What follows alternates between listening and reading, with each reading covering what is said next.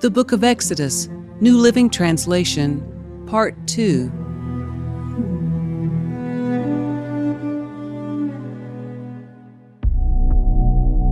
Exactly 2 months after the Israelites left Egypt, they arrived in the wilderness of Sinai. After breaking camp at Rephidim, they came to the wilderness of Sinai and set up camp there at the base of Mount Sinai. Then Moses climbed the mountain to appear before God. The Lord called to him from the mountain and said, "Give these instructions to the family of Jacob. Announce it to the descendants of Israel. You have seen what I did to the Egyptians. You know how I carried you on eagle's wings and brought you to myself. Now, if you will obey me and keep my covenant, you will be my own special treasure from among all the peoples on earth, for all the earth belongs to me. And you will be my kingdom of priests, my holy nation. This is the message you must give to the people of Israel." So Moses returned from the mountain and called together the elders of the people and told them everything the Lord had commanded him.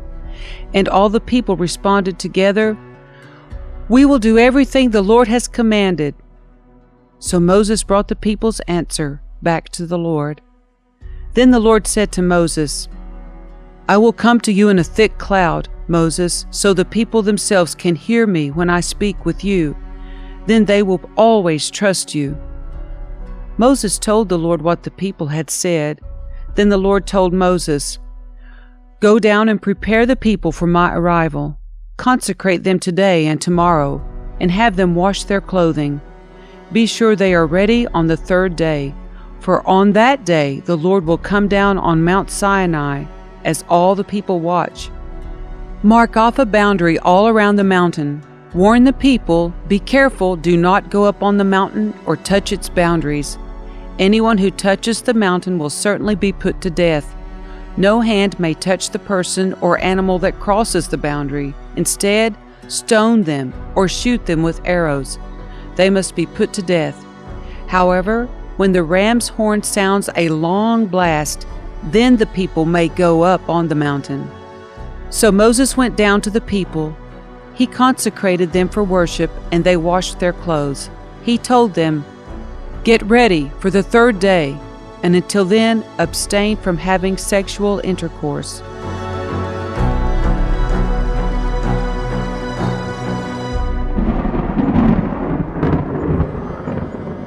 On the morning of the 3rd day, thunder roared and lightning flashed, and a dense cloud came down on the mountain. There was a long, loud blast from a ram's horn, and all the people trembled. Moses led them out from the camp to meet with God, and they stood at the foot of the mountain. All of Mount Sinai was covered with smoke because the Lord had descended on it in the form of fire. The smoke billowed into the sky like smoke from a brick kiln, and the whole mountain shook violently. As the blast of the ram's horn grew louder and louder, Moses spoke, and God thundered his reply. The Lord came down on the top of Mount Sinai and called Moses to the top of the mountain. So Moses climbed the mountain. Then the Lord told Moses, "Go back down and warn the people not to break through the boundaries to see the Lord, or they will die. Even the priests who regularly come near to the Lord must purify themselves so that the Lord does not break out and destroy them." "But Lord," Moses protested, "the people cannot come up to Mount Sinai. You already warned us. You told me, 'Mark off a boundary all around the mountain to set it apart as holy.'" But the Lord said, "Go down and bring Aaron back up with you. In the meantime, do not let the priests or the people break through to approach the Lord, or he will break out and destroy them." So Moses went down to the people and told them what the Lord had said. Then God gave the people all these instructions.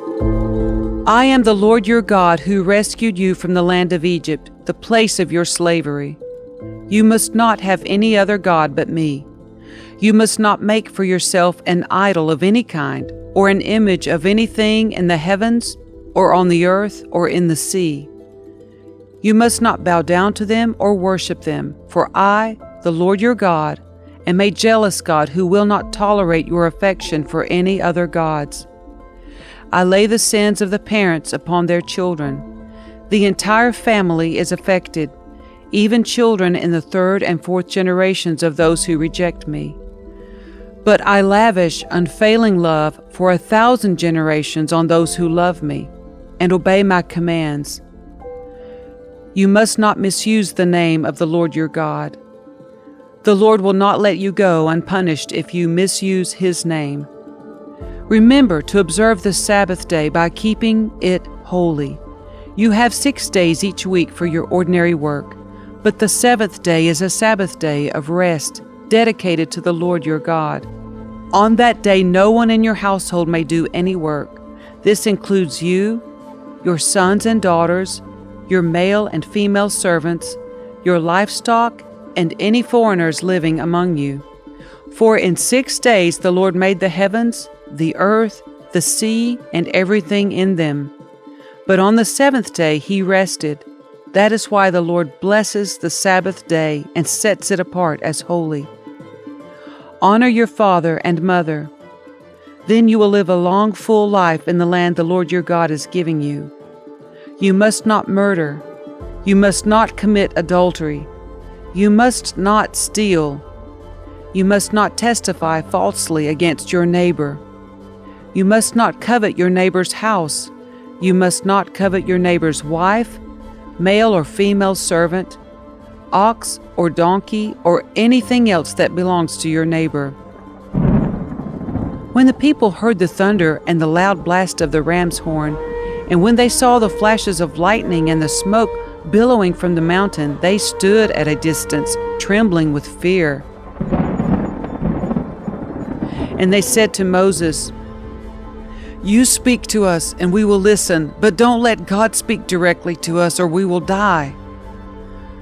"Don't be afraid," Moses answered them, "for God has come in this way to test you, and so that your fear of Him will keep you from sinning." As the people stood in the distance, Moses approached the dark cloud where God was. And the Lord said to Moses, "Say this to the people of Israel: You saw for yourselves that I spoke to you from heaven. Remember, you must not make any idols of silver or gold to rival me. Build for me an altar made of earth, and offer your sacrifices to me, your burnt offerings and peace offerings, your sheep and goats, and your cattle. Build my altar wherever I cause my name to be remembered, and I will come to you and bless you. If you use stones to build my altar, use only natural, uncut stones. Do not shape the stones with a tool, for that would make the altar unfit for holy use. And do not approach my altar by going up steps.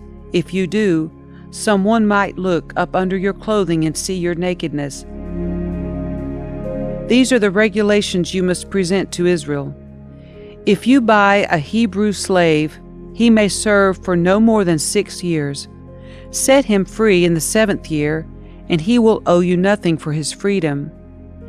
If he was single when he became your slave, he shall leave single. But if he was married before he became a slave, then his wife must be freed with him.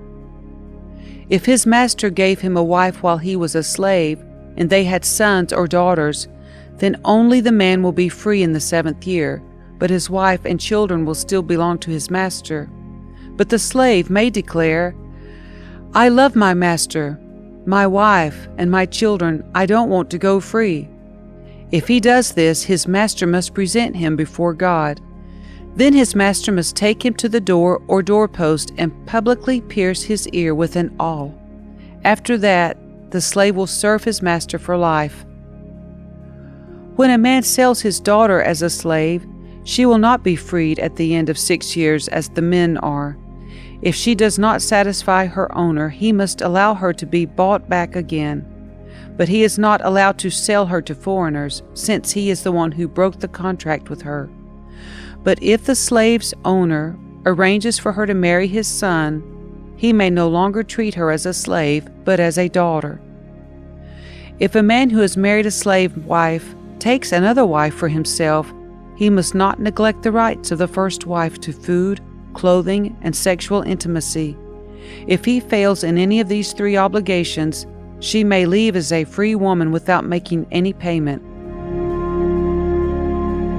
Anyone who assaults and kills another person must be put to death. But if it was simply an accident permitted by God, I will appoint a place for refuge where the slayer can run for safety. However, if someone deliberately kills another person, then the slayer must be dragged even from my altar and be put to death. Anyone who strikes father or mother must be put to death. Kidnappers must be put to death, whether they are caught in possession of their victims or have already sold them as slaves. Anyone who dishonors father or mother must be put to death. Now suppose two men quarrel, and one hits the other with a stone or fist, and the injured person does not die but is confined to bed. If he is later able to walk outside again, even with a crutch, the assailant will not be punished, but must compensate his victim for lost wages and provide for his full recovery. If a man beats his male or female slave with a club and the slave dies as a result, the owner must be punished. But if the slave recovers within a day or two, then the owner shall not be punished, since the slave is his property. Now suppose two men are fighting, and in the process they accidentally strike a pregnant woman so she gives birth prematurely. If no further injury results, the man who struck the woman must pay the amount of compensation the woman's husband demands and the judges approve. But if there is further injury, the punishment must match the injury. A life for a life, an eye for an eye, a tooth for a tooth, a hand for a hand, a foot for a foot, a burn for a burn, a wound for a wound, a bruise for a bruise. If a man hits his male or female slave in the eye and the eye is blinded, he must let the slave go free to compensate for the eye. And if a man knocks out the tooth of his male or female slave, he must let the slave go free to compensate for the tooth. If an ox gores a man or woman to death, the ox must be stoned and its flesh may not be eaten. In such a case, however, the owner will not be held liable. But suppose the ox had a reputation for goring and the owner had been informed but failed to keep it under control. If the ox then kills someone, it must be stoned and the owner must also be put to death. However, the dead person's relatives may accept payment to compensate for the loss of life. The owner of the ox may redeem his life by paying whatever is demanded. The same regulation applies if the ox gores a boy or girl. But if the ox gores a slave, either male or female, the animal's owner must pay the slave's owner 30 silver coins, and the ox must be stoned. Suppose someone digs or uncovers a pit and fails to cover it, and then an ox or a donkey falls into it. The owner of the pit must pay full compensation to the owner of the animal, but then he gets to keep the dead animal. If someone's ox injures a neighbor's ox, and the injured ox dies, then the two owners must sell the live ox and divide the price equally between them. They must also divide the dead animal. But if the ox had a reputation for goring, yet its owner failed to keep it under control, he must pay full compensation, a live ox, for the dead one, but he may keep the dead ox.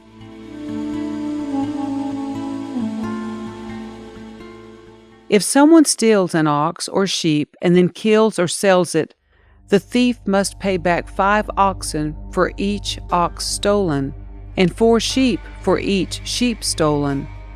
If a thief is caught in the act of breaking into a house and is struck and killed in the process, the person who killed the thief is not guilty of murder. But if it happens in daylight, the one who killed the thief is guilty of murder. A thief who is caught must pay in full for everything he stole. If he cannot pay, he must be sold as a slave to pay for his theft. If someone steals an ox or a donkey, or a sheep and is found in the thief's possession, then the thief must pay double the value of the stolen animal. If an animal is grazing in a field or vineyard, and the owner lets it stray into someone else's field to graze, then the animal's owner must pay compensation from the best of his own grain or grapes. If you are burning thorn bushes and the fire gets out of control and spreads into another person's field, destroying the sheaves or the uncut grain or the whole crop, the one who started the fire must pay for the lost crop. Suppose someone leaves money or goods with a neighbor for safekeeping, and they are stolen from the neighbor's house. If the thief is caught, the compensation is double the value of what was stolen. But if the thief is not caught, the neighbor must appear before God, who will determine if he stole the property. Suppose there is a dispute between two people who both claim to own a particular ox, donkey, sheep, article of clothing, or any lost property. Both parties must come before God, and the person whom God declares guilty must pay double compensation to the other. Now suppose someone leaves a donkey, ox, sheep, or any other animal with a neighbor for safekeeping, but it dies or is injured or is taken away, and no one sees what happened. The neighbor must then take an oath in the presence of the Lord. If the Lord confirms that the neighbor did not steal the property, the owner must accept the verdict, and no payment will be required. But if the animal was indeed stolen, the guilty person must pay compensation to the owner. If it was torn to pieces by a wild animal, the remains of the carcass must be shown as evidence, and no compensation will be required. If someone borrows an animal from a neighbor, and it is injured or dies when the owner is absent, the person who borrowed it must pay full compensation. But if the owner was present, no compensation is required, and no compensation is required if the animal was rented, for this loss is covered by the rental fee. If a man seduces a virgin who is not engaged to anyone and has sex with her, he must pay the customary bride price and marry her. But if her father refuses to let him marry her, the man must still pay him an amount equal to the bride price of a virgin. You must not allow a sorceress to live. Anyone who has sexual relations with an animal must certainly be put to death. Anyone who sacrifices to any god other than the Lord must be destroyed. You must not mistreat or oppress foreigners in any way. Remember, you yourselves were once foreigners in the land of Egypt. You must not exploit a widow or an orphan. If you exploit them in any way and they cry out to me, then I will certainly hear their cry. My anger will blaze against you, and I will kill you with the sword. Then your wives will be widows and your children fatherless. If you lend money to any of my people who are in need, do not charge interest as a moneylender would. If you take your neighbor's cloak as security for a loan, you must return it before sunset. This coat may be the only blanket your neighbor has. How can a person sleep without it? If you do not return it and your neighbor cries out to me for help, then I will hear, for I am merciful. You must not dishonor God or curse any of your rulers. You must not hold anything back when you give me offerings from your crops or your wine. You must give me your firstborn sons. You must also give me the firstborn of your cattle, sheep, and goats, but leave the newborn animal with its mother for 7 days. Then give it to me on the 8th day. You must be my holy people. Therefore do not eat any animal that has been torn up and killed by wild animals. Throw it to the dogs. You must not pass along false rumors. You must not cooperate with evil people by lying on the witness stand. You must not follow the crowd in doing wrong. When you are called to testify in a dispute, do not be swayed by the crowd to twist justice, and do not slant your testimony in favor of a person just because that person is poor. If you come upon your enemy's ox or donkey that has strayed away, take it back to its owner. If you see that the donkey of someone who hates you has collapsed under its load, do not walk by.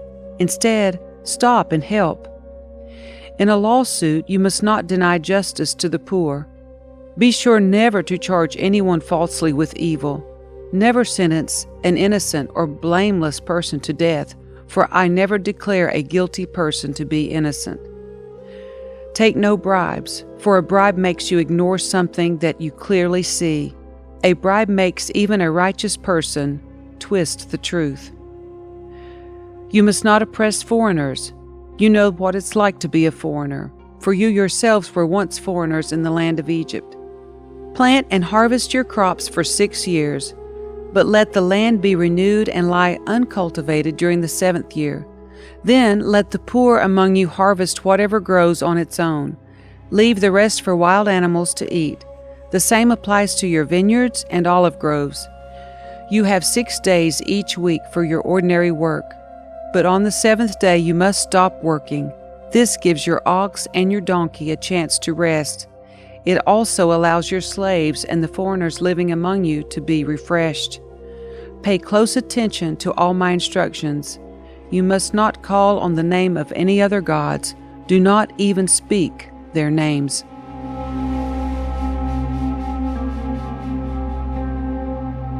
Each year you must celebrate 3 festivals in my honor. First, celebrate the festival of unleavened bread. For 7 days the bread you eat must be made without yeast, just as I commanded you. Celebrate this festival annually at the appointed time in early spring, in the month of Abib, for that is the anniversary of your departure from Egypt. No one may appear before me without an offering. Second, celebrate the festival of harvest, when you bring me the first crops of your harvest. Finally, celebrate the festival of the final harvest at the end of the harvest season, when you have harvested all the crops from your fields. At these 3 times each year, every man in Israel must appear before the sovereign, the Lord. You must not offer the blood of my sacrificial offerings together with any baked goods containing yeast, and do not leave the fat from the festival offerings until the next morning. As you harvest your crops, bring the very best of the first harvest to the house of the Lord your God. You must not cook a young goat in its mother's milk. See, I am sending an angel before you to protect you on your journey and lead you safely to the place I have prepared for you. Pay close attention to him and obey his instructions. Do not rebel against him, for he is my representative, and he will not forgive your rebellion. But if you are careful to obey him, following all my instructions, then I will be an enemy to your enemies, and I will oppose those who oppose you. For my angel will go before you and bring you into the land of the Amorites, Hittites, Perizzites, Canaanites, Hivites, and Jebusites, so you may live there. And I will destroy them completely. You must not worship the gods of these nations or serve them in any way or imitate their evil practices. Instead, you must utterly destroy them and smash their sacred pillars. You must serve only the Lord your God. If you do, I will bless you with food and water, and I will protect you from illness. There will be no miscarriages or infertility in your land, and I will give you long, full lives. I will send my terror ahead of you and create panic among all the people whose lands you invade. I will make all your enemies turn and run. I will send terror ahead of you to drive out the Hivites, Canaanites, and Hittites. But I will not drive them out in a single year, because the land would become desolate and the wild animals would multiply and threaten you. I will drive them out a little at a time until your population has increased enough to take possession of the land. And I will fix your boundaries from the Red Sea to the Mediterranean Sea, and from the eastern wilderness to the Euphrates River. I will hand over to you the people now living in the land, and you will drive them out ahead of you. Make no treaties with them or their gods. They must not live in your land, or they will cause you to sin against me. If you serve their gods, you will be caught in the trap of idolatry." Then the Lord instructed Moses, "Come up here to me and bring along Aaron, Nadab, Abihu, and 70 of Israel's elders. All of you must worship from a distance. Only Moses is allowed to come near to the Lord. The others must not come near, and none of the other people are allowed to climb up the mountain with him." Then Moses went down to the people and repeated all the instructions and regulations the Lord had given him. All the people answered with one voice, "We will do everything the Lord has commanded." Then Moses carefully wrote down all the Lord's instructions. Early the next morning, Moses got up and built an altar at the foot of the mountain. He also set up 12 pillars, one for each of the 12 tribes of Israel. Then he sent some of the young Israelite men to present burnt offerings and to sacrifice bulls as peace offerings to the Lord. Moses drained half the blood from these animals into basins. The other half he splattered against the altar. Then he took the book of the covenant and read it aloud to the people. Again they all responded, "We will do everything the Lord has commanded. We will obey." Then Moses took the blood from the basins and splattered it over the people, declaring, "Look, this blood confirms the covenant the Lord has made with you in giving you these instructions." Then Moses, Aaron, Nadab, Abihu, and the 70 elders of Israel climbed up the mountain. There they saw the God of Israel. Under his feet there seemed to be a surface of brilliant blue lapis lazuli, as clear as the sky itself.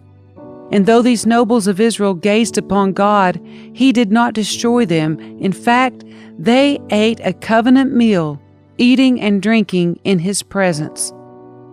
Then the Lord said to Moses, "Come up to me on the mountain. Stay there, and I will give you the tablets of stone on which I have inscribed the instructions and commands, so you can teach the people."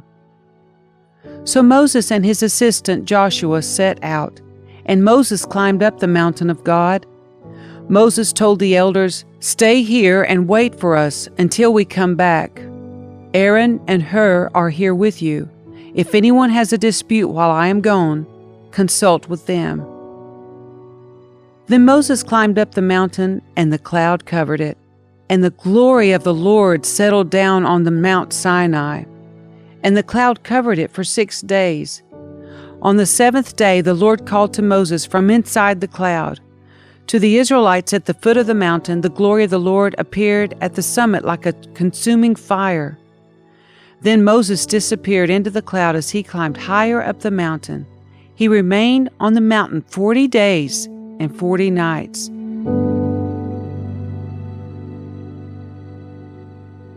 The Lord said to Moses, "Tell the people of Israel to bring me their sacred offerings. Accept the contributions from all whose hearts are moved to offer them. Here is a list of sacred offerings you may accept from them: gold, silver and bronze, blue, purple and scarlet thread, fine linen and goat hair for cloth, tanned ram skins and fine goat skin leather, acacia wood, olive oil for the lamps, spices for the anointing oil and the fragrant incense, onyx stones and other gemstones to be set in the Ephod and the priest's chestpiece. Have the people of Israel build me a holy sanctuary so I can live among them. You must build this tabernacle and its furnishings exactly according to the pattern I will show you. Have the people make an ark of acacia wood, a sacred chest 45 inches long, 27 inches wide, and 27 inches high. Overlay it inside and outside with pure gold, and run a molding of gold all around it. Cast 4 gold rings and attach them to its 4 feet, 2 rings on each side. Make poles from acacia wood and overlay them with gold. Insert the poles into the rings at the sides of the ark to carry it. These carrying poles must stay inside the rings, never remove them. When the ark is finished, Place inside it the stone tablets inscribed with the terms of the covenant, which I will give to you. Then make the ark's cover, the place of atonement, from pure gold. It must be 45 inches long and 27 inches wide. Then make 2 cherubim from hammered gold and place them on the 2 ends of the atonement cover. Mold the cherubim on each end of the atonement cover. Make it all of 1 piece of gold. The cherubim will face each other and look down on the atonement cover. With their wings spread above it, they will protect it. Place inside the ark the stone tablets inscribed with the terms of the covenant which I will give to you. Then put the atonement cover on top of the ark. I will meet with you there and talk to you from above the atonement cover between the gold cherubim that hover over the ark of the covenant. From there I will give you my commands for the people of Israel. Then make a table of acacia wood 36 inches long, 18 inches wide, and 27 inches high. Overlay it with pure gold and run a gold molding around the edge. Decorate it with a 3-inch border all around and run a gold molding along the border. Make 4 gold rings for the table and attach them at the 4 corners next to the 4 legs. Attach the rings near the border to hold the poles that are used to carry the table. Make these poles from acacia wood and overlay them with gold. Make special containers of pure gold for the table, bowls, ladles, pitchers, and jars to be used in pouring out liquid offerings. Place the bread of the presence on the table to remain before me at all times. Make a lampstand of pure hammered gold. Make the entire lampstand and its decorations of 1 piece, the base, center stem, lamp cups, buds, and petals.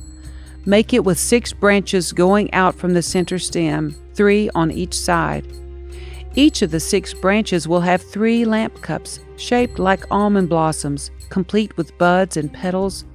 Craft the center stem of the lampstand with 4 lamp cups shaped like almond blossoms, complete with buds and petals.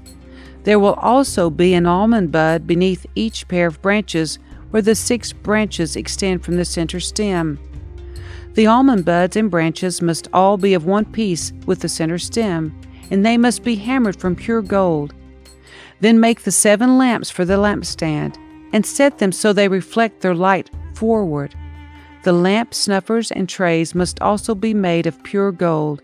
You will need 75 pounds of pure gold for the lampstand and its accessories. Be sure that you make everything according to the pattern I have shown you here on the mountain.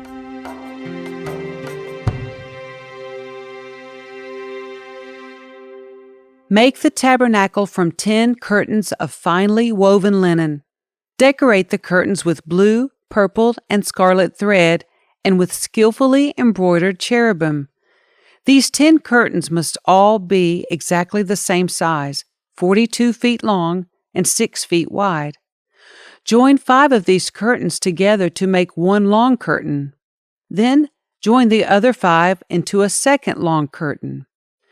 Put loops of blue yarn along the edge of the last curtain in each set. The 50 loops along the edge of 1 curtain are to match the 50 loops along the edge of the other curtain.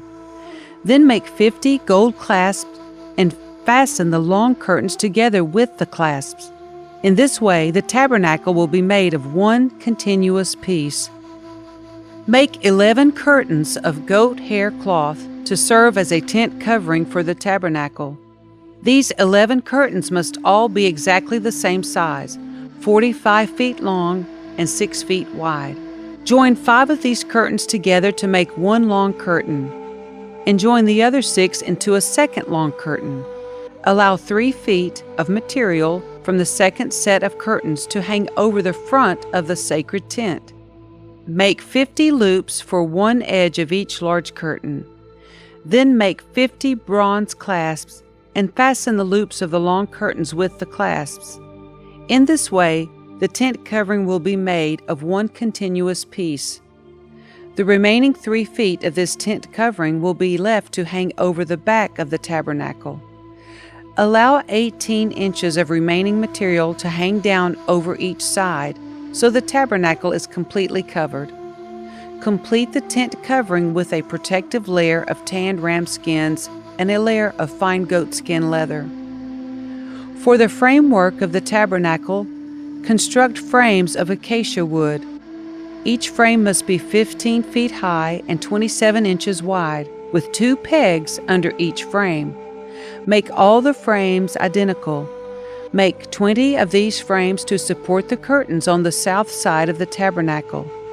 Also make 40 silver bases, 2 bases under each frame, with the pegs fitting securely into the bases. For the north side of the tabernacle, make another 20 frames, with their 40 silver bases, 2 bases under each frame. Make 6 frames for the rear, the west side of the tabernacle, along with 2 additional frames to reinforce the rear corners of the tabernacle.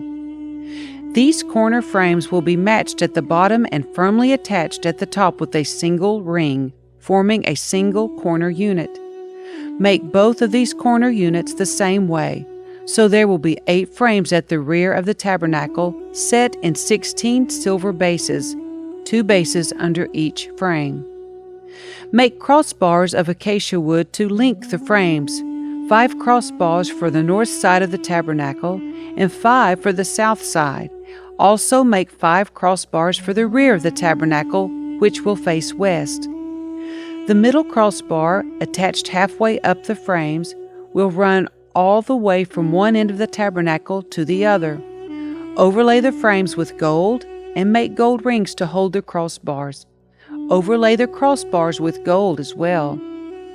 Set up this tabernacle according to the pattern you were shown on the mountain. For the inside of the tabernacle, make a special curtain of finely woven linen. Decorate it with blue, purple, and scarlet thread, and with skillfully embroidered cherubim. Hang this curtain on gold hooks attached to 4 posts of acacia wood. Overlay the posts with gold and set them in 4 silver bases. Hang the inner curtain from clasps and put the Ark of the Covenant in the room behind it. This curtain will separate the holy place from the most holy place. Then put the Ark's cover, the place of atonement, on top of the Ark of the Covenant inside the most holy place. Place the table outside the inner curtain on the north side of the tabernacle, and place the lampstand across the room on the south side. Make another curtain for the entrance to the sacred tent. Make it of finely woven linen and embroider it with exquisite designs using blue, purple, and scarlet thread. Craft 5 posts from acacia wood. Overlay them with gold and hang the curtain from them with gold hooks. Cast 5 bronze bases for the posts. Using acacia wood, construct a square altar 7.5 feet wide, 7.5 feet long, and 4.5 feet high. Make horns for each of its 4 corners so that the horns and altar are all one piece. Overlay the altar with bronze. Make ash buckets, shovels, basins, meat forks, and fire pans, all of bronze.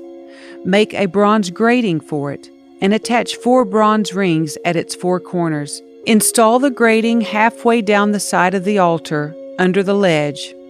For carrying the altar, make poles from acacia wood and overlay them with bronze. Insert the poles through the rings on the 2 sides of the altar.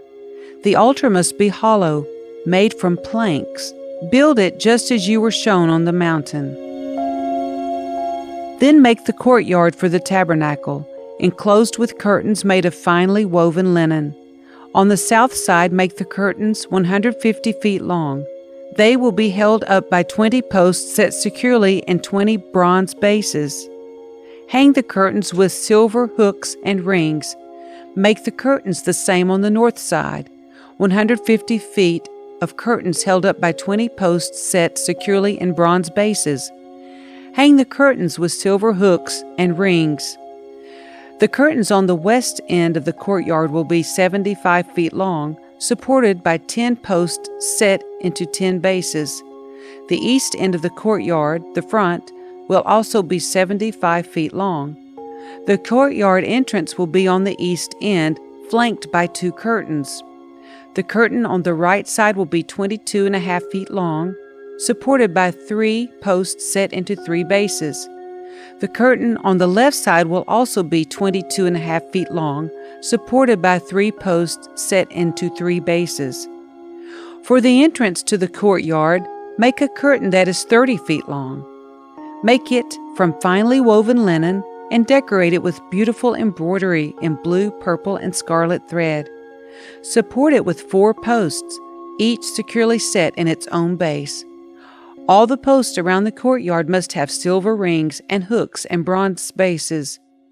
So the entire courtyard will be 150 feet long and 75 feet wide, with curtain walls 7.5 feet high, made from finely woven linen. The bases for the posts will be made of bronze. All the article used in the rituals of the tabernacle, including all the tent pegs used to support the tabernacle and the courtyard curtains, must be made of bronze. Command the people of Israel to bring you pure oil of pressed olives for the light, to keep the lamps burning continually. The lampstand will stand in the tabernacle, in front of the inner curtain that shields the Ark of the Covenant. Aaron and his sons must keep the lamps burning in the Lord's presence all night. This is a permanent law for the people of Israel, and it must be observed from generation to generation.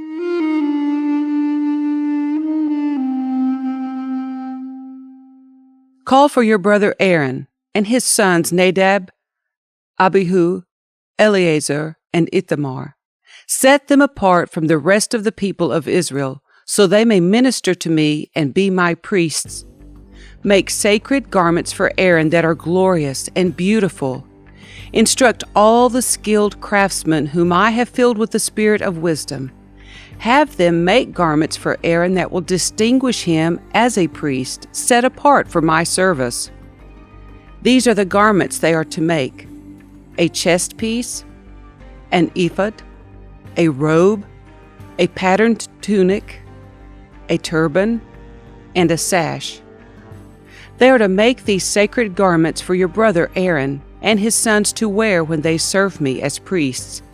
So give them fine linen cloth, gold thread, and blue, purple, and scarlet thread. The craftsman must make the ephod of finely woven linen and skillfully embroider it with gold and with blue, purple, and scarlet thread. It will consist of 2 pieces, front and back, joined at the shoulders with 2 shoulder pieces. The decorative sash will be made of the same materials: finely woven linen embroidered with gold and with blue, purple, and scarlet thread. Take 2 onyx stones and engrave on them the names of the tribes of Israel.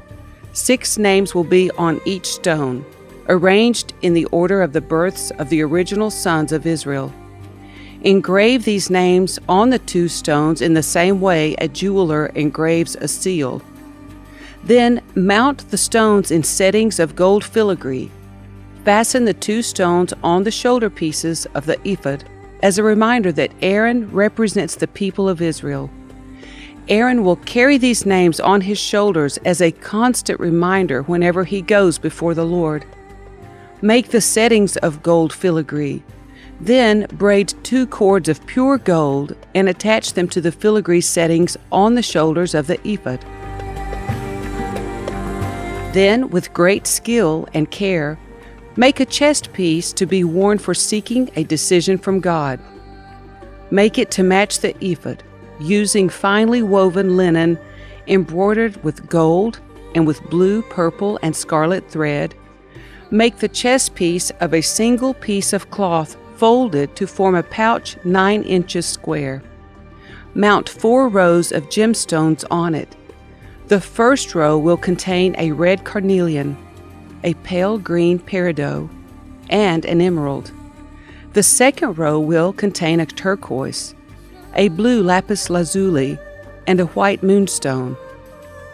The third row will contain an orange jacinth, an agate, and a purple amethyst. The fourth row will contain a blue-green beryl, an onyx, and a green jasper. All these stones will be set in gold filigree. Each stone will represent one of the 12 sons of Israel, and the name of that tribe will be engraved on it like a seal.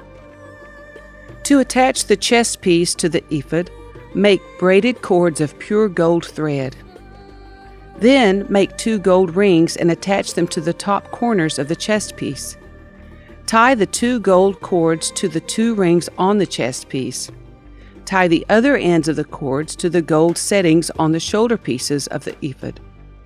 Then make 2 more gold rings and attach them to the inside edges of the chest piece next to the ephod. And make 2 more gold rings and attach them to the front of the ephod, below the shoulder pieces, just above the knot where the decorative sash is fastened to the ephod. Then attach the bottom rings of the chest piece to the rings on the ephod with blue cords. This will hold the chest piece securely to the ephod above the decorative sash. In this way, Aaron will carry the names of the tribes of Israel on the sacred chest piece over his heart when he goes into the holy place. This will be a continual reminder that he represents the people when he comes before the Lord. Insert the Urim and Thummim into the sacred chest piece so they will be carried over Aaron's heart when he goes into the Lord's presence. In this way, Aaron will always carry over his heart the objects used to determine the Lord's will for his people whenever he goes in before the Lord.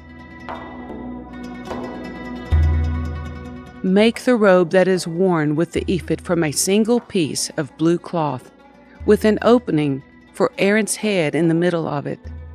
Reinforce the opening with a woven collar so it will not tear. Make pomegranates out of blue, purple, and scarlet yarn and attach them to the hem of the robe with gold bells between them. The gold bells and pomegranates are to alternate all around the hem. Aaron will wear this robe whenever he ministers before the Lord, and the bells will tinkle as he goes in and out of the Lord's presence in the holy place. If he wears it, he will not die. Next, make a medallion of pure gold and engrave it like a seal with these words, "Holy to the Lord." Attach the medallion with a blue cord to the front of Aaron's turban, where it must remain. Aaron must wear it on his forehead so he may take on himself any guilt of the people of Israel when they consecrate their sacred offerings. He must always wear it on his forehead so the Lord will accept the people. Weave Aaron's patterned tunic from fine linen cloth. Fashion the turban from this linen as well. Also make a sash and decorate it with colorful embroidery. For Aaron's sons, make tunics, sashes, and special head coverings that are glorious and beautiful. Clothe your brother Aaron and his sons with these garments, and then anoint and ordain them. Consecrate them so they can serve as my priests. Also, make linen undergarments for them to be worn next to their bodies, reaching from their hips to their thighs. These must be worn whenever Aaron and his sons enter the tabernacle or approach the altar in the holy place to perform their priestly duties. Then they will not incur guilt and die. This is a permanent law for Aaron and all his descendants after him. This is the ceremony you must follow when you consecrate Aaron and his sons to serve me as priests. Take a young bull and 2 rams with no defects. Then, using choice wheat flour and no yeast, make loaves of bread, thin cakes mixed with olive oil, and wafers spread with oil. Place them all in a single basket and present them at the entrance of the tabernacle, along with the young bull and the 2 rams. Present Aaron and his sons at the entrance of the tabernacle and wash them with water. Dress Aaron in his priestly garments, the tunic, the robe, worn with the ephod itself, and the chest piece. Then wrap the decorative sash of the ephod around him. Place the turban on his head and fasten the sacred medallion to the turban. Then anoint him by pouring the anointing oil over his head. Next, present his sons, and dress them in their tunics. Wrap the sashes around the waists of Aaron and his sons and put their special head coverings on them. Then the right to the priesthood will be theirs by law forever. In this way you will ordain Aaron and his sons. Bring the young bull to the entrance of the tabernacle, where Aaron and his sons will lay their hands on its head. Then slaughter the bull in the Lord's presence at the entrance of the tabernacle. Put some of its blood on the horns of the altar with your finger, and pour out the rest at the base of the altar. Take all the fat around the internal organs, the long lobe of the liver, and the 2 kidneys, and the fat around them, and burn it all on the altar. Then take the rest of the bull, including its hide, meat, and dung, and burn it outside the camp as a sin offering. Next, Aaron and his sons must lay their hands on the head of one of the rams. Then slaughter the ram and splatter its blood against all sides of the altar. Cut the ram into pieces and wash off the internal organs and the legs. Set them alongside the head and the other pieces of the body, then burn the entire animal on the altar. This is a burnt offering to the Lord. It is a pleasing aroma, a special gift presented to the Lord. Now take the other ram and have Aaron and his sons lay their hands on its head. Then slaughter it and apply some of its blood to the right earlobes of Aaron and his sons. Also, put it on the thumbs of their right hands and the big toes of their right feet. Splatter the rest of the blood against all sides of the altar. Then take some of the blood from the altar and some of the anointing oil and sprinkle it on Aaron and his sons and on their garments. In this way they and their garments will be set apart as holy. Since this is the ram for the ordination of Aaron and his sons, take the fat of the ram, including the fat of the broad tail, and the fat around the internal organs, the long lobe of the liver, and the 2 kidneys, and the fat around them, along with the right thigh. Then take 1 round loaf of bread, 1 thin cake mixed with olive oil, and 1 wafer from the basket of bread without yeast that was placed in the Lord's presence. Put all these in the hands of Aaron and his sons to be lifted up as a special offering to the Lord. Afterward, take the various breads from their hands and burn them on the altar, along with the burnt offering. It is a pleasing aroma to the Lord, a special gift for him. Then take the breast of Aaron's ordination ram and lift it up in the Lord's presence as a special offering to him. Then keep it as your own portion. Set aside the portions of the ordination ram that belong to Aaron and his sons. This includes the breast and the thigh that were lifted up before the Lord as a special offering. In the future, whenever the people of Israel lift up a peace offering, a portion of it must be set aside for Aaron and his descendants. This is their permanent right, and it is a sacred offering from the Israelites to the Lord. Aaron's sacred garments must be preserved for his descendants who succeed him, and they will wear them when they are anointed and ordained. The descendant who succeeds him as high priest will wear these clothes for 7 days as he ministers in the tabernacle and the holy place. Take the ram used in the ordination ceremony and boil its meat in a sacred place. Then Aaron and his sons will eat this meat along with the bread in the basket at the tabernacle entrance. They alone may eat the meat and bread used for their purification in the ordination ceremony. No one else may eat them, for these things are set apart and holy. If any of the ordination meat or bread remains until the morning, it must be burned. It may not be eaten, for it is holy. This is how you will ordain Aaron and his sons to their offices, just as I have commanded you. The ordination ceremony will go on for 7 days. Each day you must sacrifice a young bull as a sin offering to purify them, making them right with the Lord. Afterward, cleanse the altar by purifying it. Make it holy by anointing it with oil. Purify the altar and consecrate it every day for 7 days. After that, the altar will be absolutely holy, and whatever touches it will become holy. These are the sacrifices you are to offer regularly on the altar. Each day offer 2 lambs that are a year old, one in the morning and the other in the evening. With one of them offer 2 quarts of choice flour mixed with 1 quart of pure oil of pressed olives.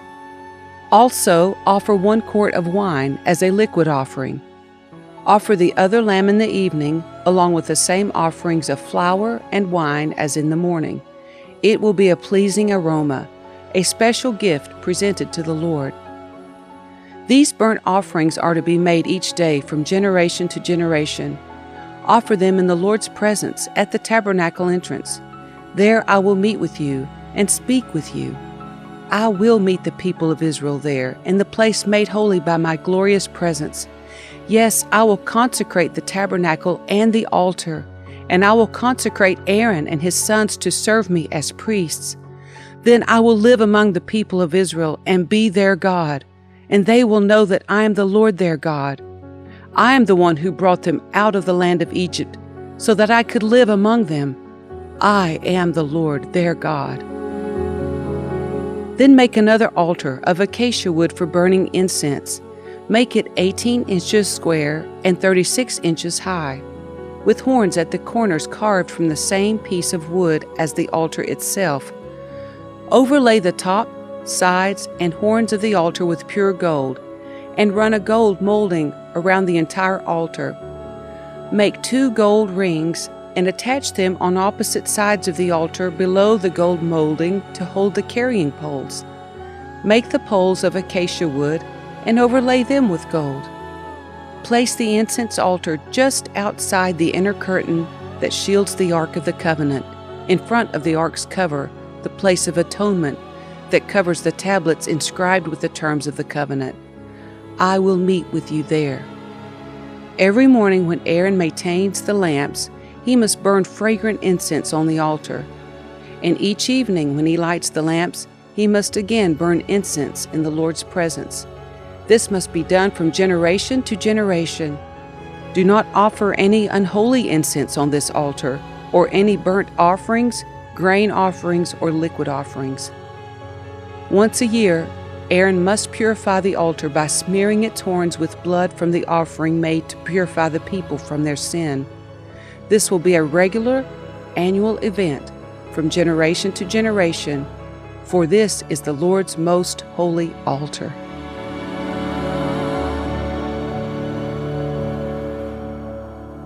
Then the Lord said to Moses, "Whenever you take a census of the people of Israel, each man who is counted must pay a ransom for himself to the Lord.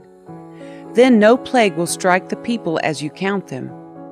Each person who is counted must give a small piece of silver as a sacred offering to the Lord. This payment is half a shekel, based on the sanctuary shekel, which equals 20 gerahs. All who have reached their 20th birthday must give this sacred offering to the Lord. When this offering is given to the Lord to purify your lives, making you right with Him, the rich must not give more than the specified amount, and the poor must not give less. Receive this ransom money from the Israelites and use it for the care of the tabernacle. It will bring the Israelites to the Lord's attention, and it will purify your lives." Then the Lord said to Moses, "Make a bronze washbasin with a bronze stand. Place it between the tabernacle and the altar, and fill it with water. Aaron and his sons will wash their hands and feet there. They must wash with water whenever they go into the tabernacle to appear before the Lord, and when they approach the altar to burn up their special gifts to the Lord, or they will die. They must always wash their hands and feet, or they will die. This is a permanent law for Aaron and his descendants, to be observed from generation to generation." Then the Lord said to Moses, "Collect choice spices, 12.5 pounds of pure myrrh, 6¼ pounds of fragrant cinnamon, 6¼ pounds of fragrant calamus, and 12.5 pounds of cassia, as measured by the weight of the sanctuary shekel. Also get 1 gallon of olive oil. Like a skilled incense maker, blend these ingredients to make a holy anointing oil. Use this sacred oil to anoint the tabernacle, the Ark of the Covenant, the table and all its utensils, the lampstand and all its accessories, the incense altar, the altar of burnt offering and all its utensils, and the washbasin with its stand. Consecrate them to make them absolutely holy. After this, whatever touches them will also become holy. Anoint Aaron and his sons also, consecrating them to serve me as priests. And say to the people of Israel, this holy anointing oil is reserved for me from generation to generation. It must never be used to anoint anyone else, and you must never make any blend like it for yourselves. It is holy, and you must treat it as holy. Anyone who makes a blend like it or anoints someone other than a priest will be cut off from the community. Then the Lord said to Moses, gather fragrant spices, resin droplets, mollusk shell, galbanum, and mix these fragrant spices with pure frankincense weighed out in equal amounts. Using the usual techniques of the incense maker, blend the spices together and sprinkle them with salt to produce a pure and holy incense.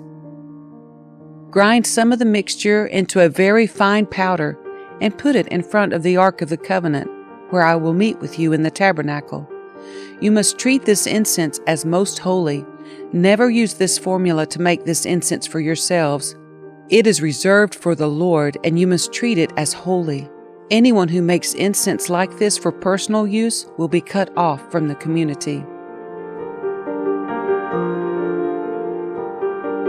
Then the Lord said to Moses, look, I have specifically chosen Bezalel, son of Uri, grandson of Hur, of the tribe of Judah.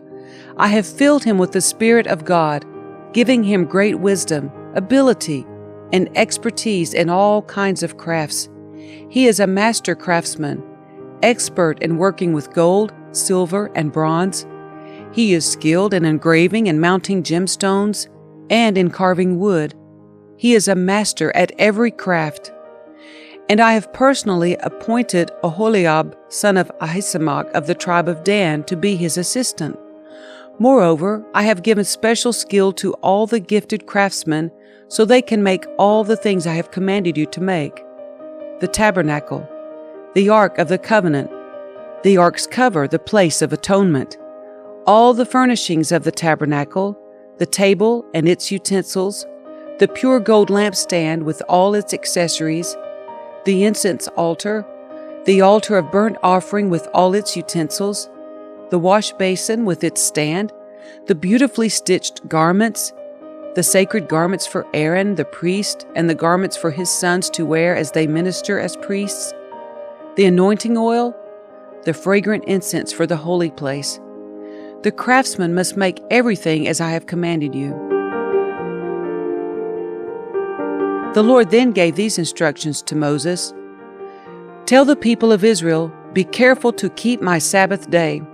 For the Sabbath is a sign of the covenant between me and you from generation to generation. It is given so you may know that I am the Lord, who makes you holy. You must keep the Sabbath day, for it is a holy day for you. Anyone who desecrates it must be put to death. Anyone who works on that day will be cut off from the community. You have 6 days each week for your ordinary work, but the 7th day must be a Sabbath day of complete rest, a holy day dedicated to the Lord. Anyone who works on the Sabbath must be put to death. The people of Israel must keep the Sabbath day by observing it from generation to generation. This is a covenant obligation for all time. It is a permanent sign of my covenant with the people of Israel. For in 6 days the Lord made heaven and earth, but on the 7th day he stopped working and was refreshed. When the Lord finished speaking with Moses on Mount Sinai, he gave him the 2 stone tablets inscribed with the terms of the covenant, written by the finger of God.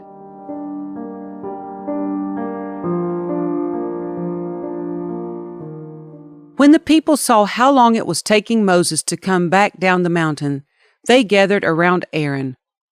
"Come on," they said, "make us some gods who can lead us.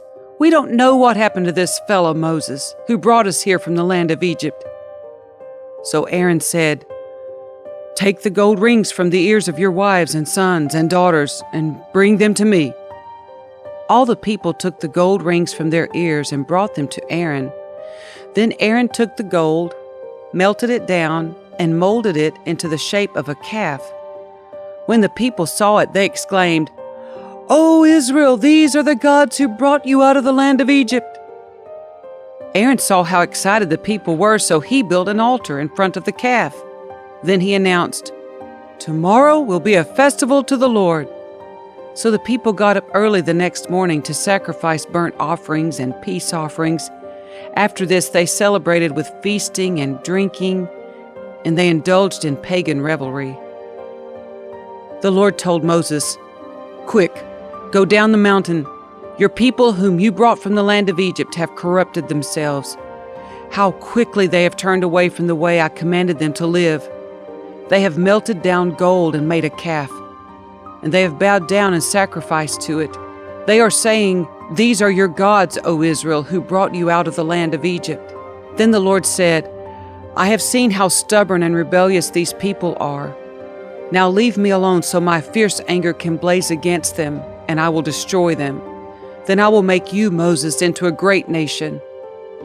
But Moses tried to pacify the Lord his God.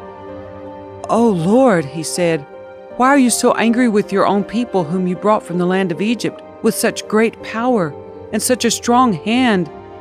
Why let the Egyptians say, 'Their God rescued them with the evil intention of slaughtering them in the mountains and wiping them from the face of the earth?' Turn away from your fierce anger. Change your mind about this terrible disaster you have threatened against your people. Remember your servants Abraham, Isaac, and Jacob. You bound yourself with an oath to them, saying, 'I will make your descendants as numerous as the stars of heaven, and I will give them all this land that I have promised to your descendants, and they will possess it forever.'" So the Lord changed his mind about the terrible disaster he had threatened to bring on his people. Then Moses turned and went down the mountain. He held in his hands the 2 stone tablets inscribed with the terms of the covenant. They were inscribed on both sides, front and back. These tablets were God's work. The words on them were written by God himself. When Joshua heard the boisterous noise of the people shouting below them, he exclaimed to Moses, "It sounds like war in the camp." But Moses replied, "No, it's not a shout of victory, nor the wailing of defeat. I hear the sound of a celebration." When they came near the camp, Moses saw the calf and the dancing, and he burned with anger. He threw the stone tablets to the ground, smashing them at the foot of the mountain. He took the calf they had made and burned it. Then he ground it into powder, threw it into the water, and forced the people to drink it. Finally, he turned to Aaron and demanded, "What did these people do to you to make you bring such terrible sin upon them?" "Don't get so upset, my lord," Aaron replied. "You yourself know how evil these people are. They said to me, 'Make us gods who will lead us. We don't know what happened to this fellow Moses who brought us here from the land of Egypt.' So I told them, 'Whoever has gold jewelry, take it off.' When they brought it to me, I threw it into the fire, and out came this calf." Moses saw that Aaron had let the people get completely out of control, much to the amusement of their enemies. So he stood at the entrance to the camp and shouted, "All of you who are on the Lord's side, come here and join me." And all the Levites gathered around him. Moses told them, "This is what the Lord, the God of Israel, says. Each of you, take your swords and go back and forth from one end of the camp to the other. Kill everyone, even your brothers, friends, and neighbors." The Levites obeyed Moses' command, and about 3,000 people died that day. Then Moses told the Levites, "Today you have ordained yourselves for the service of the Lord, for you obeyed him even though it meant killing your own sons and brothers. Today you have earned a blessing." The next day Moses said to the people, "You have committed a terrible sin, but I will go back up to the Lord on the mountain. Perhaps I will be able to obtain forgiveness for your sin." So Moses returned to the Lord and said, "Oh, what a terrible sin these people have committed. They have made gods of gold for themselves. But now, if you will only forgive their sin, but if not, erase my name from the record you have written." But the Lord replied to Moses, "No, I will erase the name of everyone who has sinned against me. Now go, lead the people to the place I told you about. Look, my angel will lead the way before you, and when I come to call the people to account, I will certainly hold them responsible for their sins." Then the Lord sent a great plague upon the people because they had worshipped the calf Aaron had made. The Lord said to Moses, "Get going, you and the people you brought up from the land of Egypt. Go up to the land I swore to give to Abraham, Isaac, and Jacob. I told them, I will give this land to your descendants, and I will send an angel before you to drive out the Canaanites, Amorites, Hittites, Perizzites, Hivites, and Jebusites. Go up to this land that flows with milk and honey.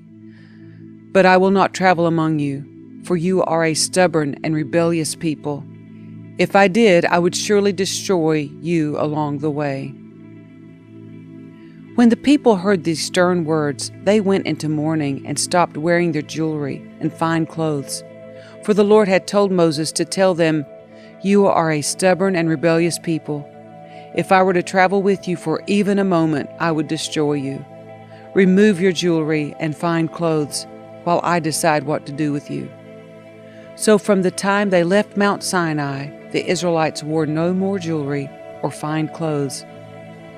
It was Moses' practice to take the tent of meeting and set it up some distance away from the camp. Everyone who wanted to make a request of the Lord would go to the tent of meeting outside the camp. Whenever Moses went out to the tent of meeting, all the people would get up and stand in the entrances of their own tents. They would all watch Moses until he disappeared inside. As he went into the tent, the pillar of cloud would come down and hover at its entrance, while the Lord spoke with him. When the people saw the cloud standing at the entrance of the tent, they would stand and bow in front of their own tents. Inside the tent of meeting, the Lord would speak to Moses face to face, as one speaks to a friend. Afterward, Moses would return to the camp. But the young man who assisted him, Joshua, son of Nun, would remain behind in the tent of meeting. One day Moses said to the Lord, "You have been telling me, take these people up to the promised land, but you haven't told me whom you will send with me. You have told me, I know you by name and I look favorably on you. If it is true that you look favorably on me, let me know your ways so I may understand you more fully and continue to enjoy your favor. And remember that this nation is your very own people." The Lord replied, "I will personally go with you, Moses, and I will give you rest. Everything will be fine for you." Then Moses said, "If you don't personally go with us, don't make us leave this place. How will anyone know that you look favorably on me and on your people, if you don't go with us? For your presence among us sets your people and me apart from all other people on the earth." The Lord replied to Moses, "I will indeed do what you have asked, for I look favorably on you, and I know you by name." Moses responded, "Then show me your glorious presence." The Lord replied, "I will make all my goodness pass before you, and I will call out my name Yahweh before you. For I will show mercy to anyone I choose, and I will show compassion to anyone I choose. But you may not look directly at my face, for no one may see me and live." The Lord continued, "Look, stand near me on this rock. As my glorious presence passes by, I will hide you in the crevice of the rock and cover you with my hand until I have passed by. Then I will remove my hand and let you see me from behind, but my face will not be seen."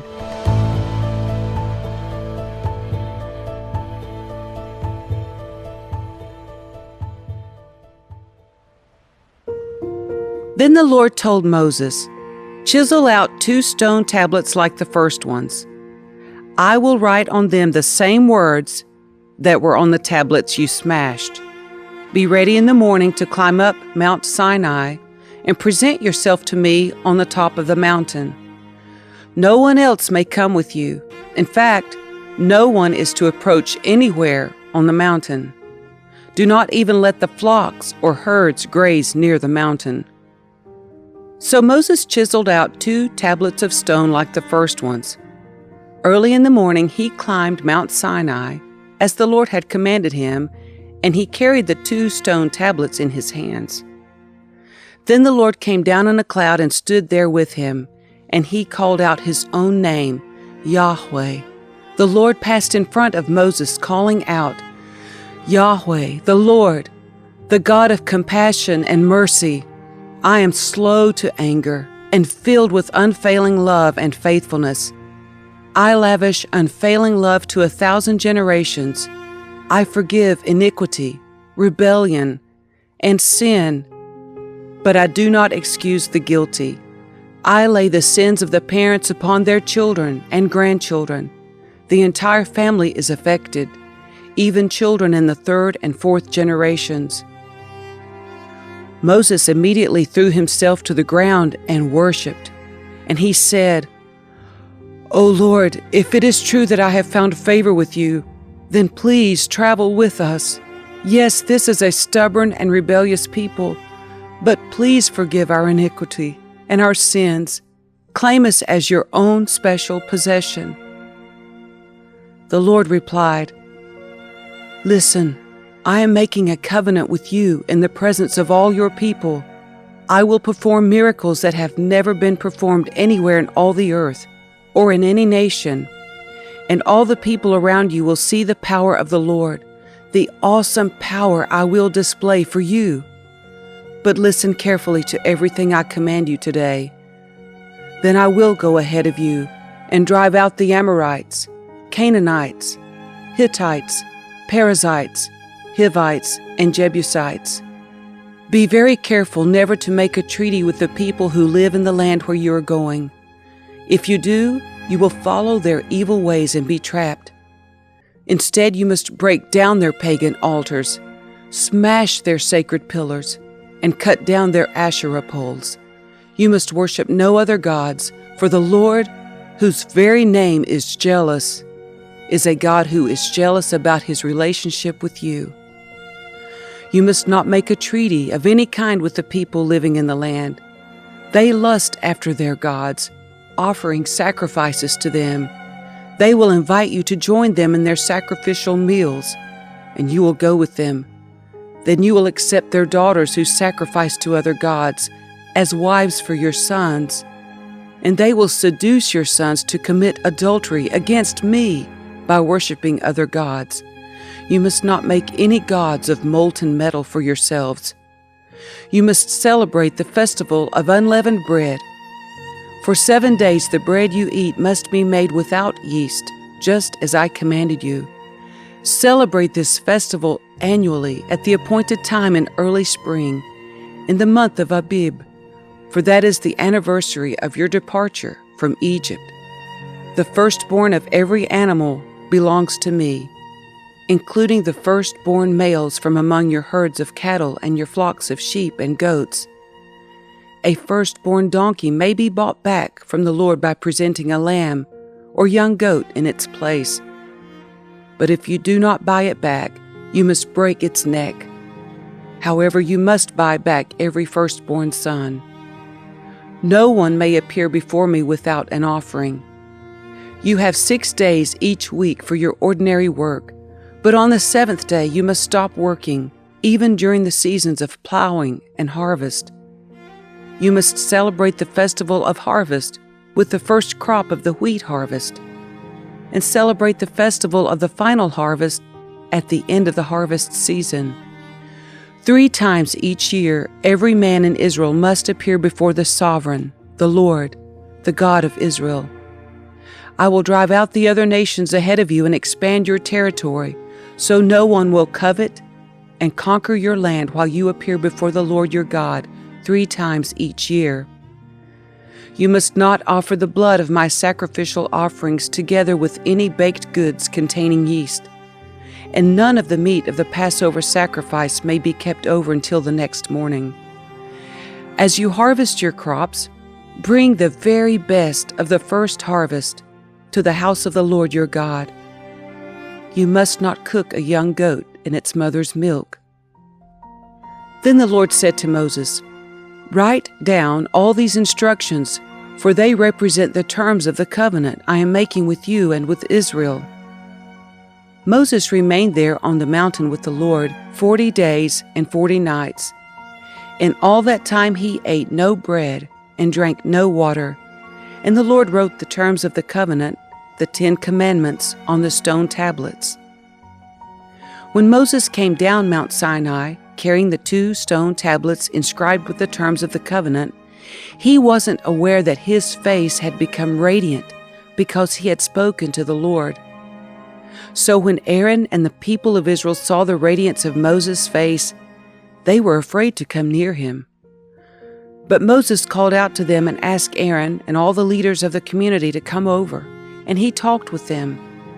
Then all the people of Israel approached him, and Moses gave them all the instructions the Lord had given him on Mount Sinai. When Moses finished speaking with them, he covered his face with a veil.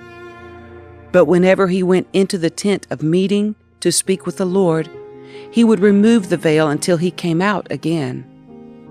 Then he would give the people whatever instructions the Lord had given him, and the people of Israel would see the radiant glow of his face. So he would put the veil over his face until he returned to speak with the Lord.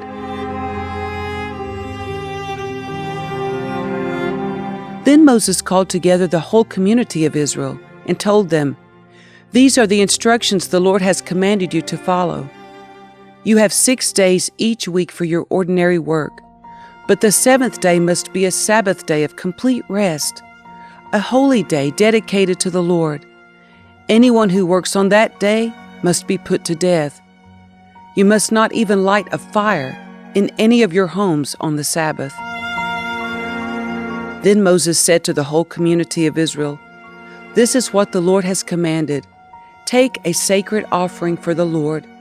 Let those with generous hearts present the following gifts to the Lord: gold, silver, and bronze, blue, purple, and scarlet thread, fine linen and goat hair for cloth, tanned ram skins and fine goatskin leather, acacia wood, olive oil for the lamps, spices for the anointing oil and the fragrant incense, onyx stones, and other gemstones to be set in the ephod and the priest's chestpiece.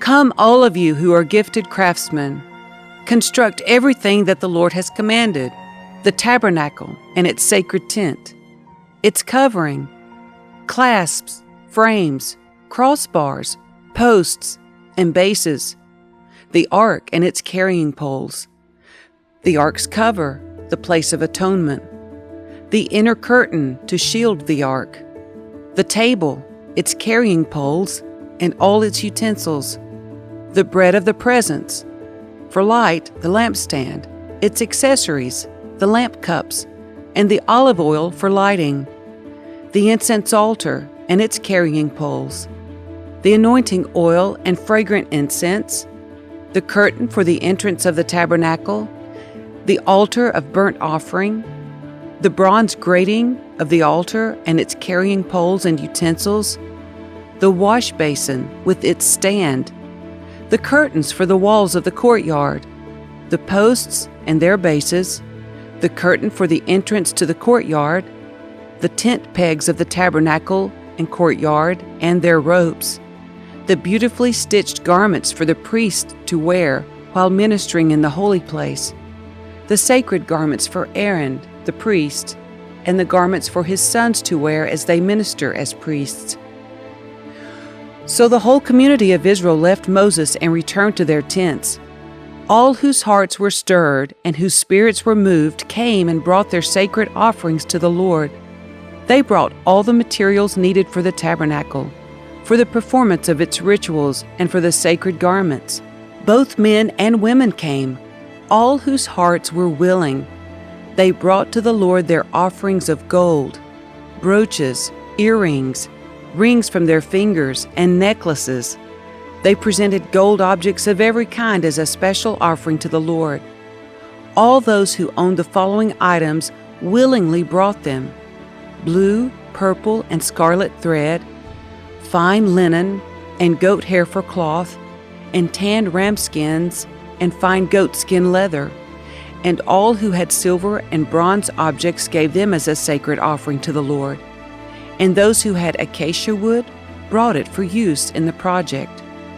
All the women who were skilled in sewing and spinning prepared blue, purple, and scarlet thread and fine linen cloth. All the women who were willing used their skills to spin the goat hair into yarn. The leaders brought onyx stones and the special gemstones to be set in the ephod and the priest's chestpiece. They also brought spices and olive oil for the light, the anointing oil, and the fragrant incense. So the people of Israel, every man and woman who was eager to help in the work the Lord had given them through Moses, brought their gifts and gave them freely to the Lord.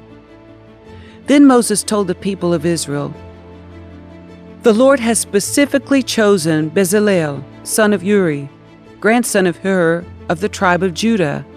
The Lord has filled Bezalel with the Spirit of God, giving him great wisdom, ability, and expertise in all kinds of crafts. He is a master craftsman, expert in working with gold, silver, and bronze. He is skilled in engraving and mounting gemstones and in carving wood.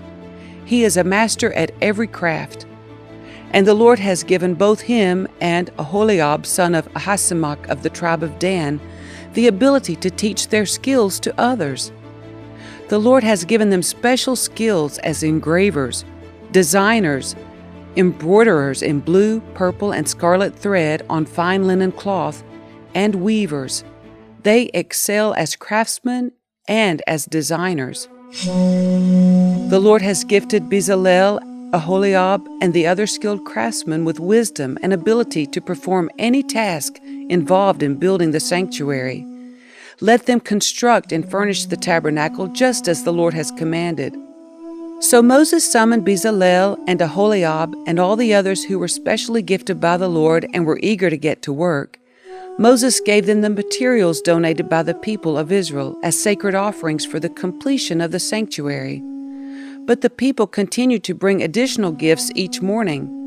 Finally, the craftsmen who were working on the sanctuary left their work. They went to Moses and reported, "The people have given more than enough materials to complete the job the Lord has commanded us to do." So Moses gave the command, and this message was sent throughout the camp: "Men and women, don't prepare any more gifts for the sanctuary. We have enough." So the people stopped bringing their sacred offerings. Their contributions were more than enough to complete the whole project. The skilled craftsmen made 10 curtains of finely woven linen for the tabernacle. Then Bezalel decorated the curtains with blue, purple, and scarlet thread, and with skillfully embroidered cherubim. All 10 curtains were exactly the same size, 42 feet long and 6 feet wide. 5 of these curtains were joined together to make one long curtain, and the other 5 were joined to make a second long curtain. He made 50 loops of blue yarn and put them along the edge of the last curtain in each set. The 50 loops along the edge of one curtain matched the 50 loops along the edge of the other curtain. Then he made 50 gold clasps and fastened the long curtains together with the clasps. In this way, the tabernacle was made of one continuous piece. He made 11 curtains of goat hair cloth to serve as a tent covering for the tabernacle. These 11 curtains were all exactly the same size, 45 feet long and 6 feet wide. Bezalel joined 5 of these curtains together to make one long curtain, and the other 6 were joined to make a second long curtain. He made 50 loops for the edge of each large curtain. He also made 50 bronze clasps to fasten the long curtains together. In this way, the tent covering was made of one continuous piece. He completed the tent covering with a layer of tanned ram skins and a layer of fine goatskin leather. For the framework of the tabernacle, Bezalel constructed frames of acacia wood. Each frame was 15 feet high and 27 inches wide, with 2 pegs under each frame. All the frames were identical. He made 20 of these frames to support the curtains on the south side of the tabernacle. He also made 40 silver bases, 2 bases under each frame, with the pegs fitting securely into the bases. For the north side of the tabernacle, he made another 20 frames, with their 40 silver bases, 2 bases under each frame. He made 6 frames for the rear, the west side of the tabernacle, along with 2 additional frames to reinforce the rear corners of the tabernacle. These corner frames were matched at the bottom and firmly attached at the top with a single ring, forming a single corner unit. Both of these corner units were made the same way, so there were 8 frames at the rear of the tabernacle, set in 16 silver bases, 2 bases under each frame. Then he made crossbars of acacia wood to link the frames, 5 crossbars for the north side of the tabernacle and 5 for the south side. He also made 5 crossbars for the rear of the tabernacle, which faced west. He made the middle crossbar to attach halfway up the frames. It ran all the way from one end of the tabernacle to the other. He overlaid the frames with gold and made gold rings to hold the crossbars. Then he overlaid the crossbars with gold as well. For the inside of the tabernacle, Bezalel made a special curtain of finely woven linen. He decorated it with blue, purple, and scarlet thread, and with skillfully embroidered cherubim. For the curtain he made 4 posts of acacia wood and 4 gold hooks. He overlaid the posts with gold and set them in 4 silver bases. Then he made another curtain for the entrance to the sacred tent. He made it of finely woven linen and embroidered it with exquisite designs using blue, purple, and scarlet thread. This curtain was hung on gold hooks attached to 5 posts. The posts with their decorated tops and hooks were overlaid with gold, and the 5 bases were cast from bronze. Next, Bezalel made the ark of acacia wood, a sacred chest 45 inches long, 27 inches wide, and 27 inches high.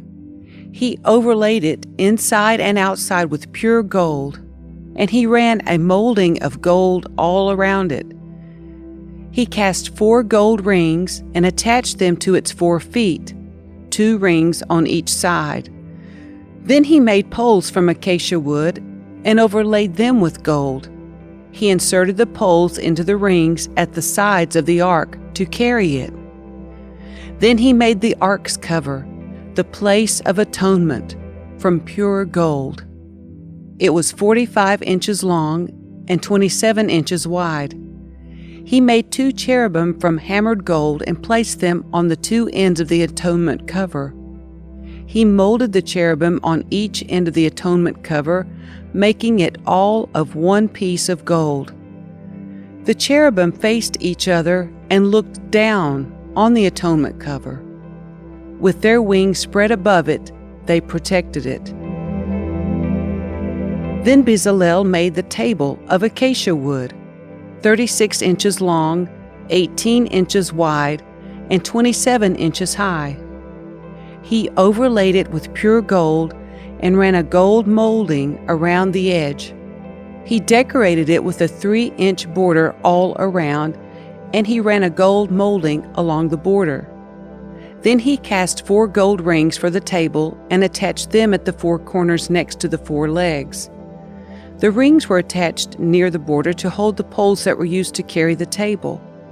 He made these poles from acacia wood and overlaid them with gold.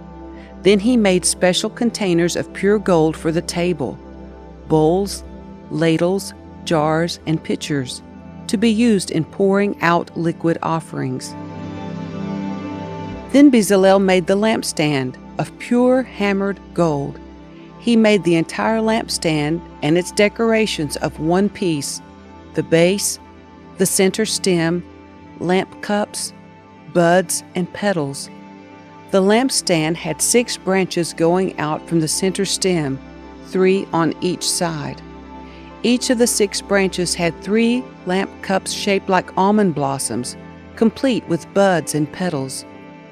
The center stem of the lampstand was crafted with 4 lamp cups shaped like almond blossoms, complete with buds and petals. There was an almond bud beneath each pair of branches, where the 6 branches extended from the center stem, all made of one piece. The almond buds and branches were all of one piece with the center stem, and they were hammered from pure gold. He also made 7 lamps for the lampstand, lamp snuffers, and trays, all of pure gold. The entire lampstand, along with its accessories, was made from 75 pounds of pure gold. Then Bezalel made the incense altar of acacia wood. It was 18 inches square and 36 inches high, with horns at the corners carved from the same piece of wood as the altar itself. He overlaid the top, sides, and horns of the altar with pure gold, and he ran a gold molding around the entire altar. He made 2 gold rings and attached them on opposite sides of the altar below the gold molding to hold the carrying poles. He made the poles of acacia wood and overlaid them with gold. Then he made the sacred anointing oil and the fragrant incense using the techniques of a skilled incense maker. Next, Bezalel used acacia wood to construct the square altar of burnt offering. It was 7.5 feet wide, 7.5 feet long, and 4.5 feet high. He made horns for each of its 4 corners so that the horns and altar were all one piece. He overlaid the altar with bronze. Then he made all the altar utensils of bronze: the ash buckets, shovels, basins, meat forks, and fire pans. Next, he made a bronze grating and installed it halfway down the side of the altar under the ledge. He cast 4 rings and attached them to the corners of the bronze grating to hold the carrying poles. He made the poles from acacia wood and overlaid them with bronze. He inserted the poles through the rings on the sides of the altar. The altar was hollow and was made from planks. Bezalel made the bronze washbasin and its bronze stand from bronze mirrors donated by the women who served at the entrance of the tabernacle. Then Bezalel made the courtyard, which was enclosed with curtains made of finely woven linen. On the south side, the curtains were 150 feet long.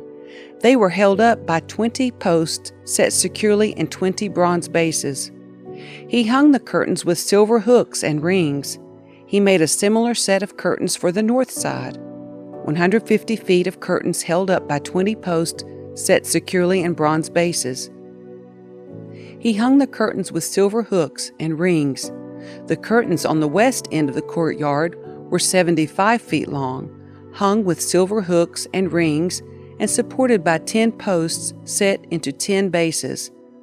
The east end, the front, was also 75 feet long. The courtyard entrance was on the east end, flanked by 2 curtains. The curtain on the right side was 22.5 feet long and was supported by 3 posts set into 3 bases. The curtain on the left side was also 22.5 feet long and was supported by 3 posts set into 3 bases. All the curtains used in the courtyard were made of finely woven linen. Each post had a bronze base, and all the hooks and rings were silver. The tops of the posts of the courtyard were overlaid with silver, and the rings to hold up the curtains were made of silver. He made the curtain for the entrance to the courtyard of finely woven linen, and he decorated it with beautiful embroidery in blue, purple, and scarlet thread. It was 30 feet long, and its height was 7.5 feet, just like the curtains of the courtyard walls. It was supported by 4 posts, each set securely in its own bronze base. The tops of the posts were overlaid with silver, and the hooks and rings were also made of silver. All the tent pegs used in the tabernacle and courtyard were made of bronze. This is an inventory of the materials used in building the tabernacle of the covenant. The Levites compiled the figures as Moses directed, and Ithamar, son of Aaron the priest, served as recorder. Bezalel, son of Uri, grandson of Hur of the tribe of Judah, made everything just as the Lord had commanded Moses. He was assisted by Oholiab, son of Ahisamach of the tribe of Dan, a craftsman expert at engraving, designing, and embroidering with blue, purple, and scarlet thread on fine linen cloth. The people brought special offerings of gold, totaling 2,193 pounds, as measured by the weight of the sanctuary shekel. This gold was used throughout the tabernacle. The whole community of Israel gave 7,545 pounds of silver, as measured by the weight of the sanctuary shekel. This silver came from the tax collected from each man registered in the census. The tax is 1 bika, which is half a shekel, based on the sanctuary shekel. The tax was collected from 603,550 men who had reached their 20th birthday. The 100 bases for the frames of the sanctuary walls and for the posts supporting the inner curtain required 7,500 pounds of silver, about 75 pounds for each base. The remaining 45 pounds of silver was used to make the hooks and rings and to overlay the tops of the posts. The people also brought as special offerings 5,310 pounds of bronze, which was used for casting the bases for the post at the entrance to the tabernacle and for the bronze altar with its bronze grating and all the altar utensils. Bronze was also used to make the bases for the posts that supported the curtains around the courtyard, the bases for the curtain at the entrance of the courtyard, and all the tent pegs for the tabernacle and the courtyard. The craftsmen made beautiful sacred garments of blue, purple, and scarlet cloth, clothing for Aaron to wear while ministering in the holy place, just as the Lord had commanded Moses. Bezalel made the ephod of finely woven linen and embroidered it with gold and with blue, purple, and scarlet thread. He made gold thread by hammering out thin sheets of gold and cutting it into fine strands. With great skill and care, he worked it into the fine linen with the blue, purple, and scarlet thread. The ephod consisted of 2 pieces, front and back, joined at the shoulders with 2 shoulder pieces. The decorative sash was made of the same materials, finely woven linen embroidered with gold and with blue, purple, and scarlet thread, just as the Lord had commanded Moses. They mounted the 2 onyx stones in settings of gold filigree. The stones were engraved with the names of the tribes of Israel, just as a seal is engraved. He fastened these stones on the shoulder pieces of the ephod as a reminder that the priest represents the people of Israel. All this was done just as the Lord had commanded Moses. Bezalel made the chestpiece with great skill and care. He made it to match the ephod, using finely woven linen embroidered with gold and with blue, purple, and scarlet thread. He made the chestpiece of a single piece of cloth, folded to form a pouch 9 inches square. They mounted 4 rows of gemstones on it.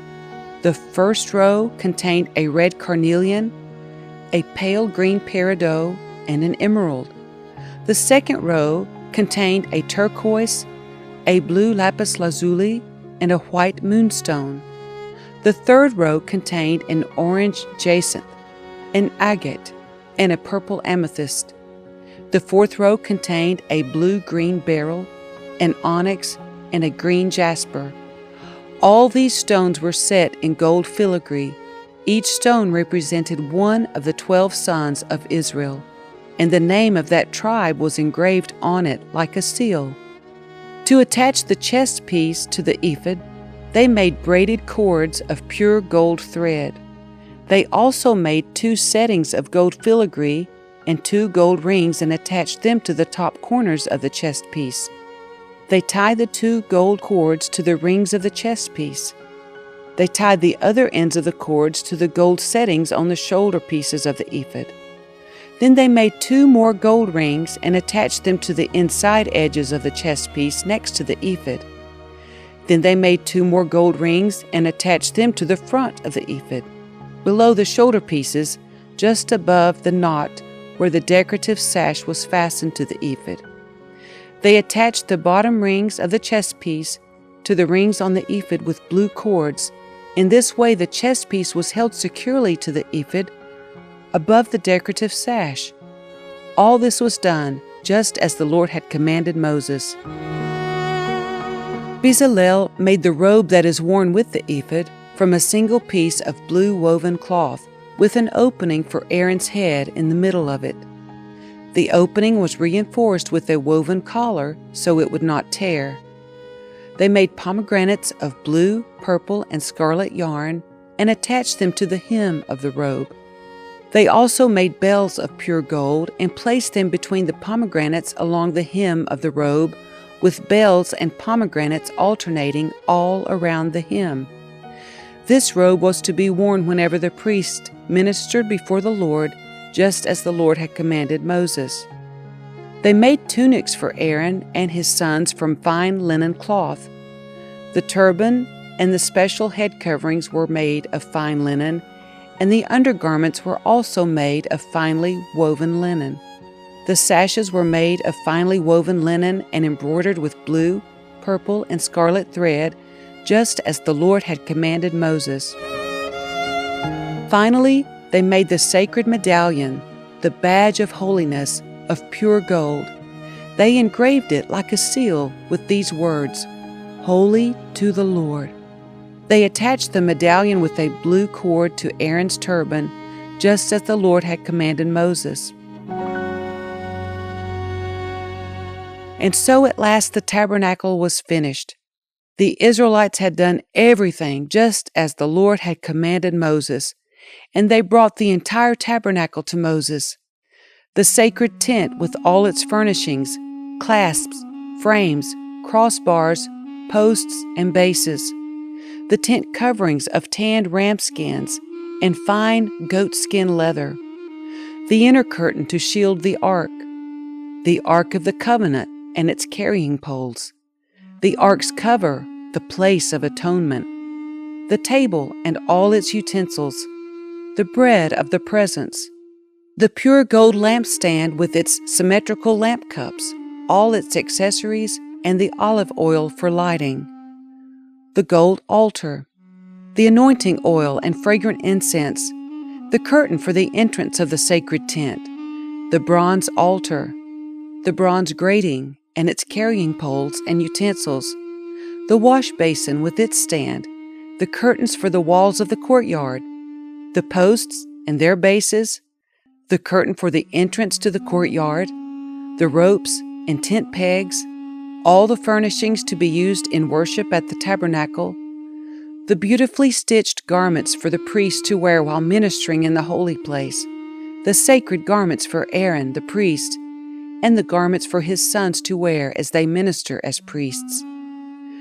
So the people of Israel followed all the Lord's instructions to Moses.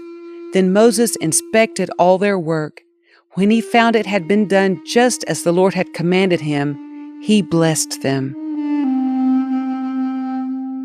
Then the Lord said to Moses, "Set up the tabernacle on the first day of the new year.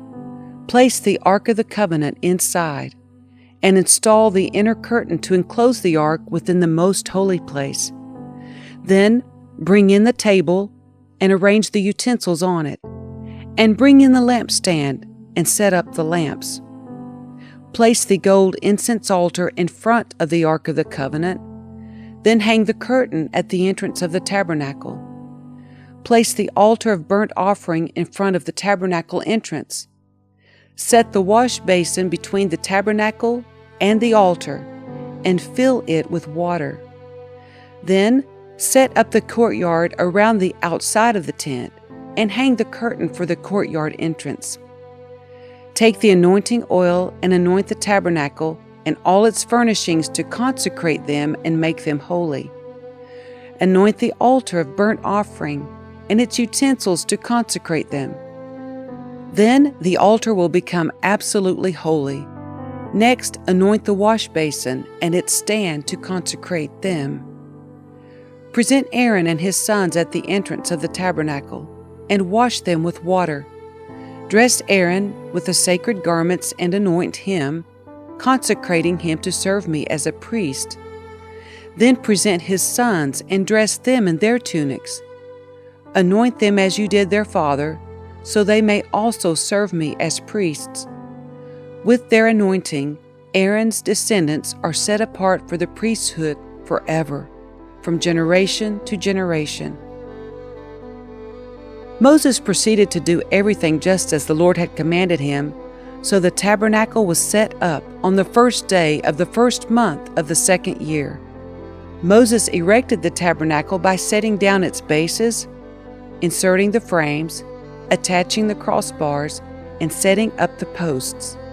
Then he spread the coverings over the tabernacle framework and put on the protective layers, just as the Lord had commanded him. He took the stone tablets inscribed with the terms of the covenant and placed them inside the ark.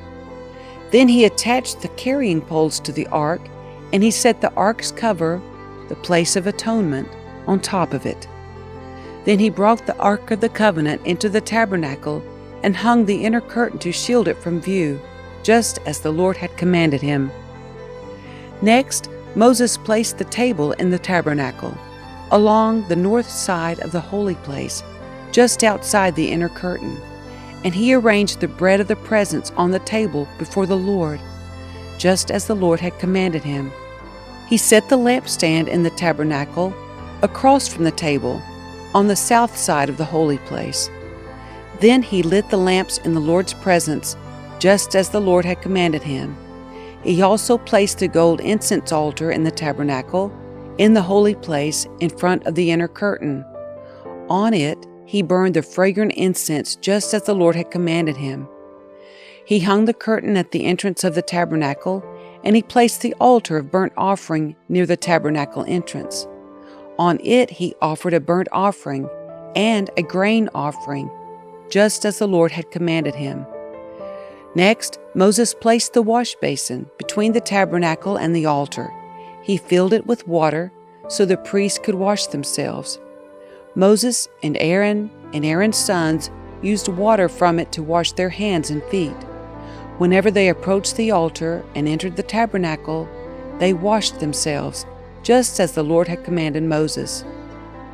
Then he hung the curtains forming the courtyard around the tabernacle and the altar, and he set up the curtain at the entrance of the courtyard. So at last Moses finished the work. Then the cloud covered the tabernacle, and the glory of the Lord filled the tabernacle. Moses could no longer enter the tabernacle because the cloud had settled down over it, and the glory of the Lord filled the tabernacle.